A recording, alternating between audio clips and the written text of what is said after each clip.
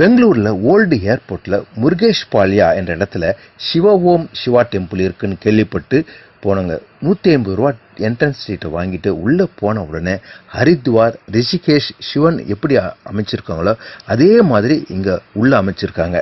குறிப்பா 12 ஜோதிலிங்கத்தையும் இங்க நாங்க தரிசனம் பண்ணலாங்க. இங்க கேதார்நாத் பனியில இருக்கிற மாதிரியே அமைச்சிருக்காங்க. இந்த கோயில்ல இன்னொரு விசேஷம் என்னன்னாக்கா, நம்மளே சிவனுக்கு பூஜை பண்ணலாம். அப்புறம் ருத்ராட்ச மணியை ஒவ்வொரு கிண்ணத்திலும் போட்டுக்கிட்டு சிவப்பு நிற கயிற்ற நம்ம வேண்டிக்கிட்டு அந்த மரத்துல கட்டினோம்னாக்கா நம்ம நினைச்சதை நிறைவேறும். அப்புறம் பெரிய பிள்ளையார தரிசனம் பண்ணிட்டு அதுக்கு பின்னாடியே 65 அடி உயரமுள்ள சிவனையும் தரிசனம் பண்ணலாங்க. குறிப்பா இந்த கோயிலை பத்தி சொல்லி ஆகணுங்க.